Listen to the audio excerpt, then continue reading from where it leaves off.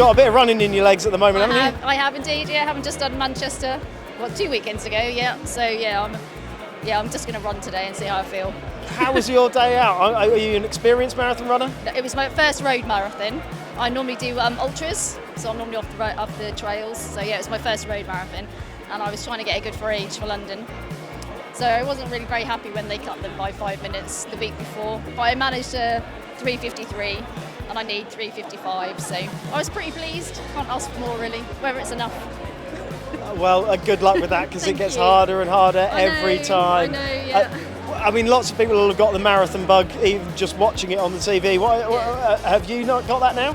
Oh yeah, well I'm now thinking about perhaps signing up for Abingdon to see if I can go faster.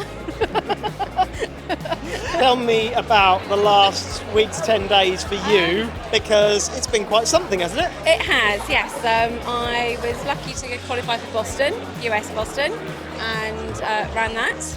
And also was very lucky to get a London place. So 6 days later, managed to run the London Marathon as well.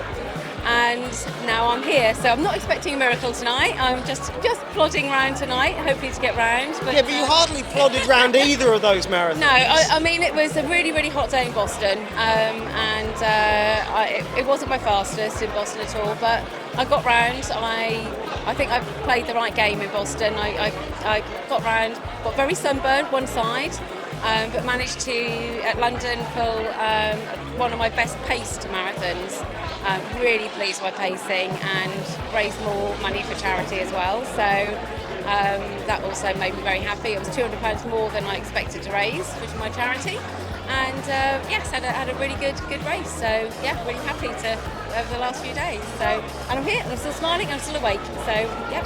I'm able to run a 5 miler 2 days after, 3 days after. I haven't run it yet, so let's not say I'm able to run it yet. I haven't run since I got back from London. So yes, I'm standing here. I'll be on the start line, and I'll get round somehow. Yeah. So somebody that seasoned, would you have a bit of advice for anyone who's seen the London Marathon on Sunday, is feeling inspired and think they want to take on their first marathon?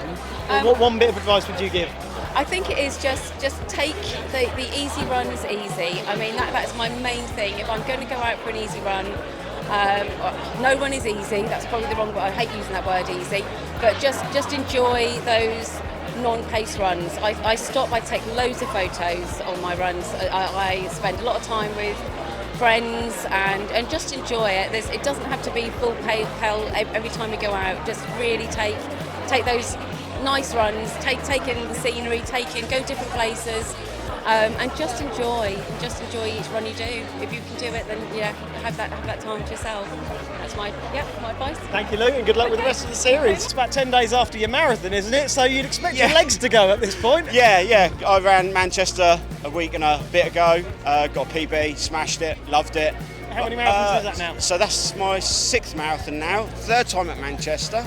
Manchester's broken me twice, and this time I got the better of Manchester. So, yeah, looking forward to do some more, but more further afield, I think, because the time I got there has actually given me good for age for Chicago and Boston. So I'm going to apply and see what happens. A lot of people will have got inspiration from having seen London just a couple of days ago now. What's your one tip for people thinking about taking on their first marathon? Get advice. Get advice from seasoned people that have done it. And I would say block 20 weeks of training. Don't do the 12-week plan that you can see online. Go for 20 weeks, build it up. Build it up before that 12-week block. Do a pre-marathon training block for the training block, and then you should be fine. You should be fine. And enjoy it. That's the main thing. Enjoy it. Don't turn up to your first marathon expecting the time. Go there, enjoy it, relax, and you'll have fun. And if you do want to get some good advice, why not go and see the people at Sportlink? I think after doing Valencia in December, the marathons is now where I love that sort of the longer stuff, the big miles, the big races, especially watching it on Sunday. The crowds all looked incredible. So yeah, the plan is to do another marathon in October, and then hopefully do London next year. All fingers crossed. The plan, yeah, hopefully do Frankfurt in October. Run a little bit quicker than I did in Valencia, aim for sort of a little bit of progression, the natural progression, try and go out a little bit faster, see how that feels. If it doesn't go well, it doesn't go well. Hopefully I then have another race in April in London, because yeah, that should be pretty epic. Yeah, well, it's a pretty unforgiving distance, as I'm sure you've already discovered. But it's a sort of thing where over that race distance, anything can happen. You can put in all the best plans and do all the good work, and then something random can just happen on the day. Yeah, it's just like weather plays a part. You know, on Sunday, it was a little bit windy, wasn't it? So I think you can do 16, 20 weeks of training in the best conditions anywhere around the world. But if where you go on that race day, the wind's a little bit bad, or the rain is quite heavy, or something like that just goes a little bit wrong, something out of your control, it is something you have to deal with and have to manage yourself. As long as you control the controllables, I think you should be able to, prepare yourself and go into it quite mentally, happy.